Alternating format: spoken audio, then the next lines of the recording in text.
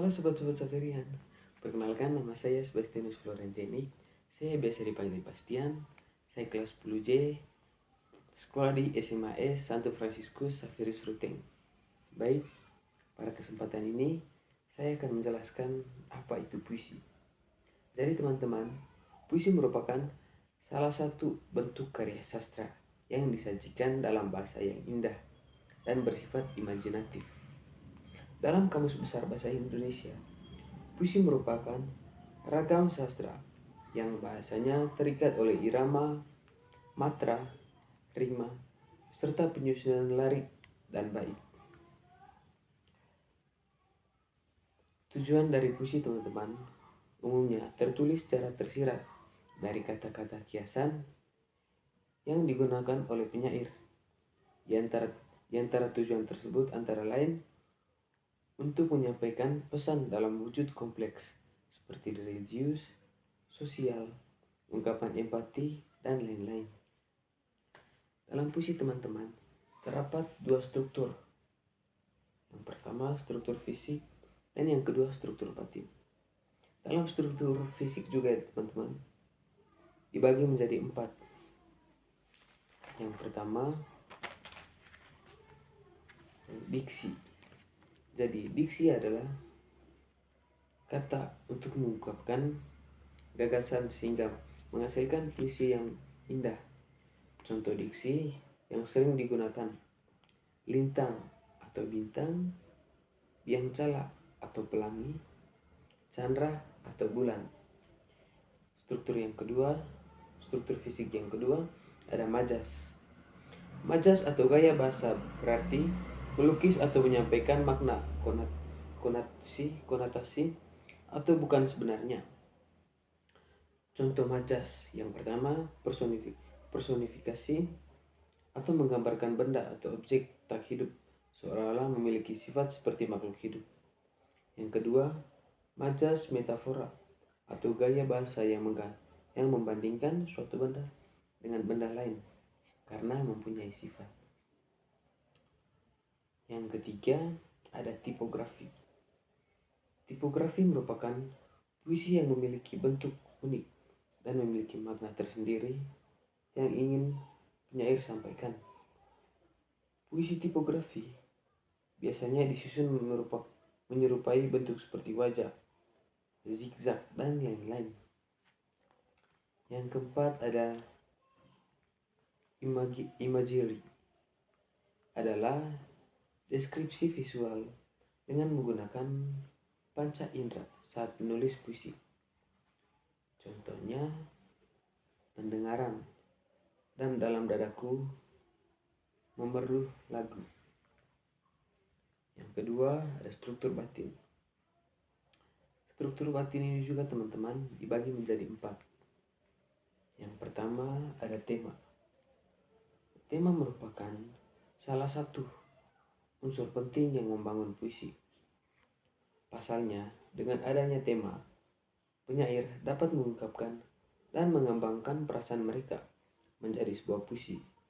Contoh dari tema, misalnya perantaraan, kehidupan, agama, politik, dan lain-lain. Yang kedua ada rasa. Rasa adalah suatu yang sedang dirasakan. Misalnya saat merasakan sedih, maka puisi yang ditulis diberikan sentuhan kesedihan. Yang ketiga ada nada. Nada adalah bagian cara untuk menyewakan puisi seperti tinggi rendahnya puisi. Nada ini teman-teman dibagi menjadi 5 macam. Yang pertama melankolis atau rendah pelan dan dalam. Yang kedua ada romantik, rendah, garing, tinggi, dan adanya perasaan senang. Yang ketiga ada patriotik, tinggi, dan lantang. Yang keempat ada sinis, rendah, pelan, dan sinis. Yang kelima, protes, tinggi, dan memperlihatkan suatu penolakan. Struktur batin yang keempat adalah amanat, di mana amanat adalah pesan yang ingin disampaikan penyair kepada pembaca.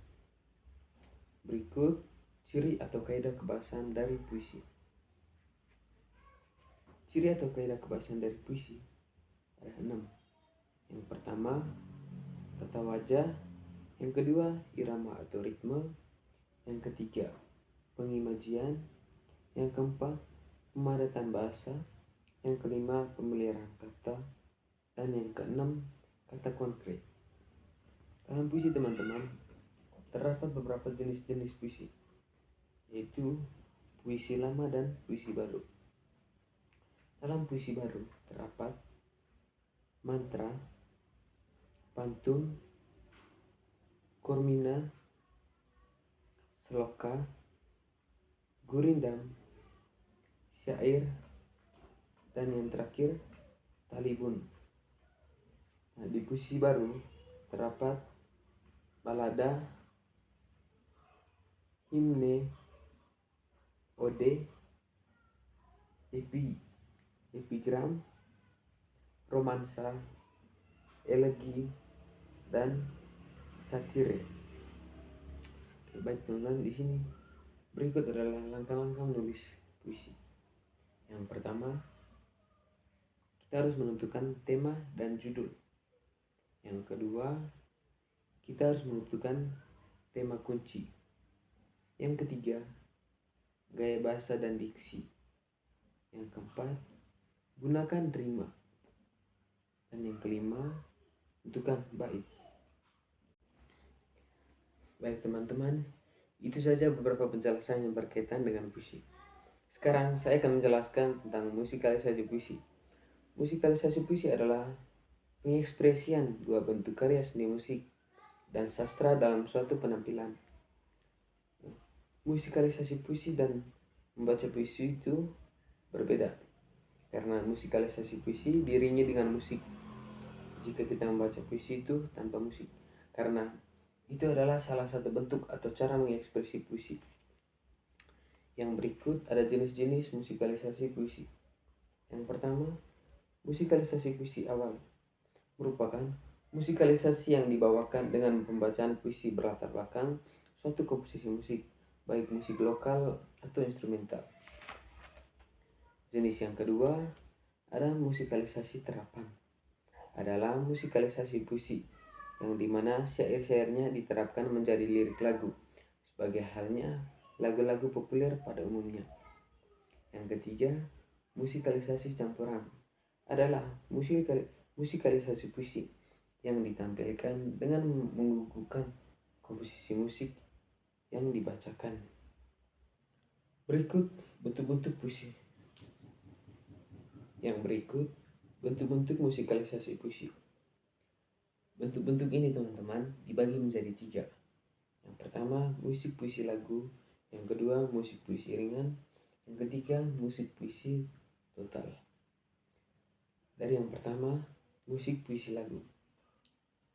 Musik puisi lagu berfokus kepada mengubah puisi menjadi syair lagu dengan menggunakan nada. Nada tersebut diaransemen dan dikombinasikan dengan musik pengiring. Dari puisi ke lagu biasanya dilakukan oleh pencipta lagu yang mempunyai selera kritis. Dibutuhkan imajinasi serta keterampilan bermusik dalam proses perubahan tersebut. Yang kedua, musik puisi ringan. Musik puisi ringan berfokus pada permainan alat musik. Di samping itu, keahlian dalam mengelola vokal juga menjadi kunci yang harus diperhatikan membaca puisi.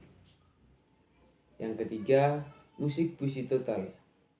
Bentuk musik puisi total mengubah puisi secara total menjadi bentuk lagu. Itu saja bentuk-bentuk dari musikalisasi puisi. Dan yang berikut, Langkah-langkah membuat musikalisasi puisi. Langkah-langkah ini diantaranya, yang pertama, kita harus menentukan karya puisi. Yang kedua, kita harus menganalisis puisi. Yang ketiga, penentuan nada dan irama musik. Dan yang terakhir, kita memerlukan latihan untuk membuat musikalisasi puisi. Baik teman-teman, itu saja beberapa penjelasan singkat yang telah saya jelaskan. Sekian dan terima kasih.